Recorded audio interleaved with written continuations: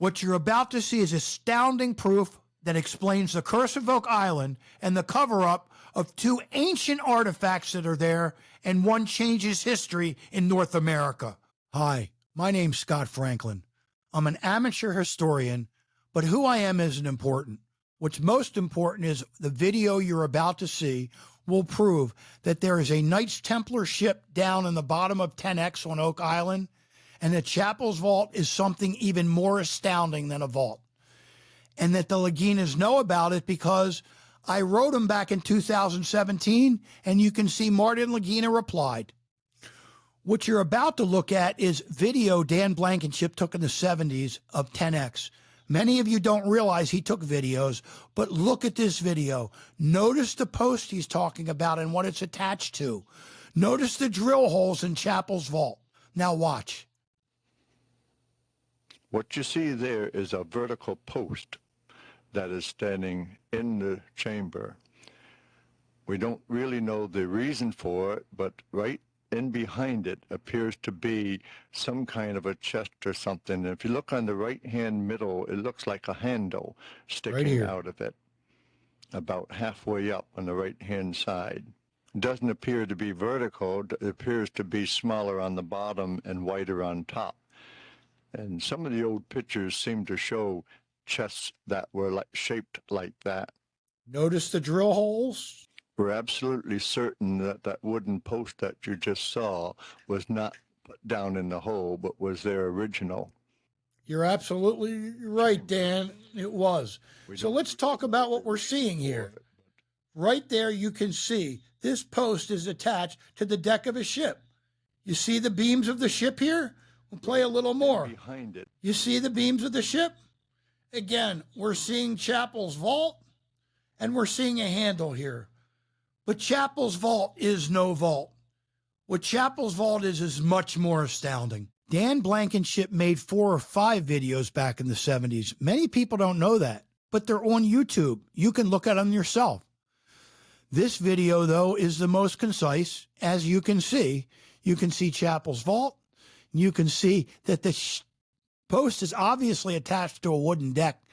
Now, people say, why didn't Dan realize this? Back in the 1970s, almost 40 years ago, a lot of these stories weren't out. A lot of the information about the Knights Templar hadn't been divulged. And Dan Blankenship didn't really know the stories about the drill holes in chapel's vault. So he didn't know what he was seeing. Here's a still again of the video you just saw. And I remind you, Dan has 4 videos on YouTube that you can go see yourself. But do you notice the drill holes here for sure? There's no doubt. Now, let me prove to you that there's a ship down there and that the Laginas know about it. See that image? This image is from a sonar that they did 7 years ago at Oak Island. Now, this image only appeared on the screen for less than half of a second. My camera just caught when they reversed it out. Notice the bow here? This is a Knights Templar ship. Now, the first question you got to ask yourself is, how did the Laginas miss their own sonar on their own show? And let me prove to you, Marty knows about it, because I wrote him and he wrote me back. 2017, he wrote me back, Scott, thanks for your letter. I forwarded it to Brick, but obviously they didn't do anything about it, did they? Now, let me give you more proof, and I'm talking about forensic fact proof that there's a ship down there. You've seen the video, you've seen the sonar, you've seen the fact that Marty knows about it. Here's more proof that there's a ship on Zena Halpern's map. But who is Zena Halpern? She's the person on the show that brought us the map showing that the Knights Templars came over in the 12th century to Nova Scotia and to Oak Island. So let's look at one of the translations on her map. It was written in French. Look at these translations. The hatch, the valve, the dam, the anchors. They're all translating into parts of ships, telling you that there's a ship down there. And there's one more person who's an expert telling us there's a ship down there. That's this gentleman. I blacked out his last name. He works for US Naval Archives, and his full-time job works for National Counterintelligence. He has verified that there is a ship down there. So we have a video of a ship. We have a sonar of a ship. We have Zena Halpern's map showing that the names of ship down there. We have Michael verifying that there's a ship with US Naval Archives and reminding you in the 1850s, William Chappell, the first thing he drilled and brought up was a piece of an anchor fluke. So we have 5 forensic facts that there is a ship down there. Chappell's vault is no vault. It's something much more astounding. I had always known, as my father did, that Chappell's vault really wasn't a vault, but a religious artifact, that it was a Jewish Ark. Yes, what you're looking at here is a Jewish Ark, and I will show you forensic facts to prove as why. So as we know, William Chappell, what really came out on the drill was only a few things. That was on the tip of the drill. It was a piece of parchment with ancient writing they couldn't decipher, either Roman or Hebrew, and it sure looked like Hebrew to me and my dad. That was what was on the tip of Chappell's drill bit.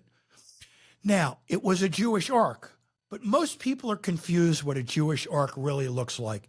This is not what a Jewish Ark really looks like.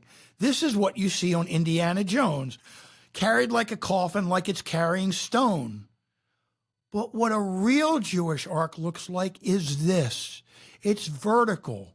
It holds 3 Torahs. And inside, as you see, some of them have crowns. And as Dan mentioned, that ark was wider at the top because often they're crowns like this. So what William Chappell forensic facts came up on his drill was a piece of ancient parchment from the Torah, a piece of soft silver chain that holds the breastplates that hang over top of the dressed Torah. And again, you see a piece of the parchment. So we had wood from the ark, we had soft chain, and we had parchment with Hebrew on it. But what else did the Laginas find, as we know, a few years later? Remember, they found 3 or 4 breastplates so ancient they couldn't even recite and see what was on there. So what forensic facts do we have that was an ark?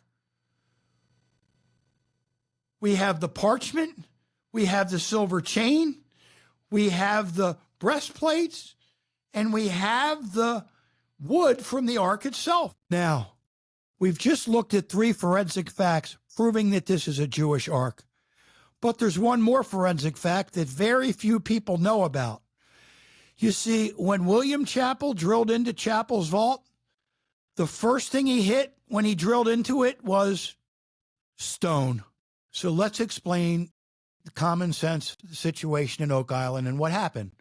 In the 12th century, obviously, the Knights Templars came over carrying both valuable and religious artifacts.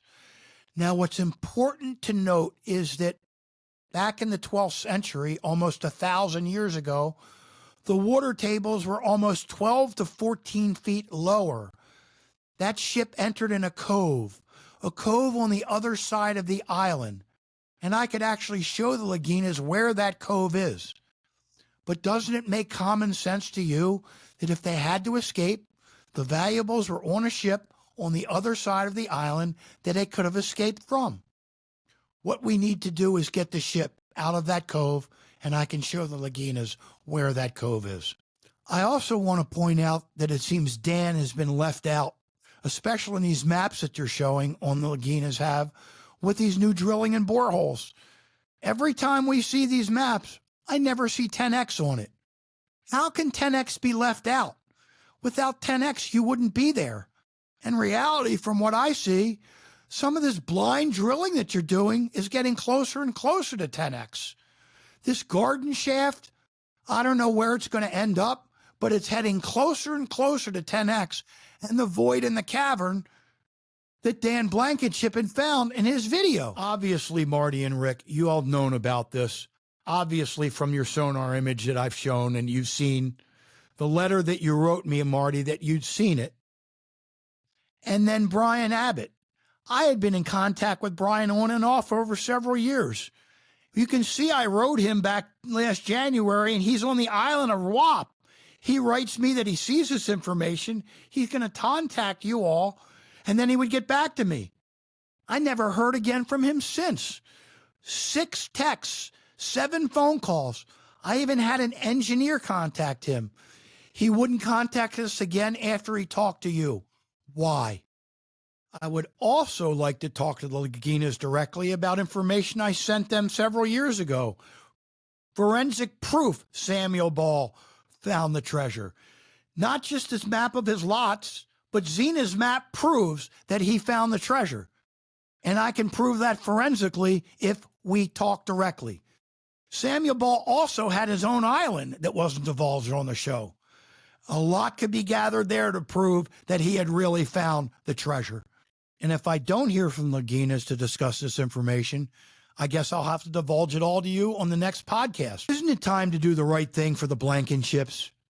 Dan Blankenship has passed away since I contacted you, but Dave Blankenship's still alive, and he's in ill health, as I understand. Doesn't he really deserve to know what he's found before he passed away? And here's Dan Hennesky. Here he is in 10X. Doesn't Dan Hennesky really deserve to know what he found before he passes away?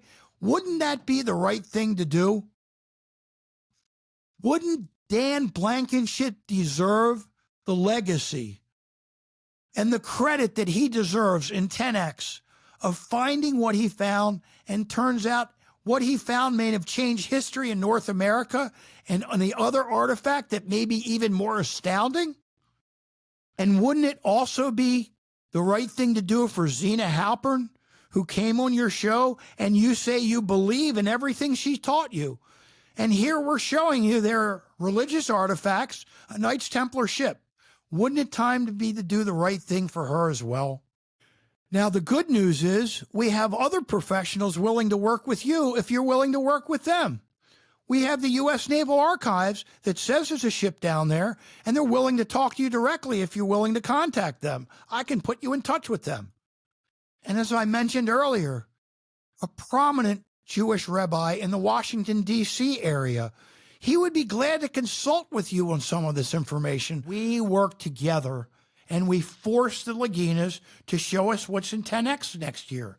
And I want to remind you, this year, you see they're going down that, what they're calling Aladdin's Cave, and see how clear the view is down there? That's only 20 or 30 feet from 10X. They drop the camera down 10X, we could really see what's down there. Now, this is where we can change the narrative. This is where we can work together so next June we can see them go down 10X. You see the province of Canada and Nova Scotia, they oversee these projects. Contacting them, thousands of us, they're going to make the Laginas go down 10X next year. The TV station in Halifax is where Dan Blankenship lived. He's a hero there. Let's send them the videos and call them up. They're going to do something about it. We can bug the TV station in Traverse City, Michigan, where the Laginas live. Also, Maury Vineyards, they own it. It's on the show. If you call there, it may tell you not to leave messages. Don't. Wait to get somebody live and insist we want to see what's down 10X. Dan Nolan seemed like a straight shooter. He might be somebody to contact. And then, of course, Brian Abbott, who did the sonar.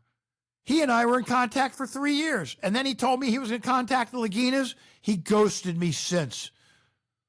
Prometheus produces the show, but they're going to deflect callers.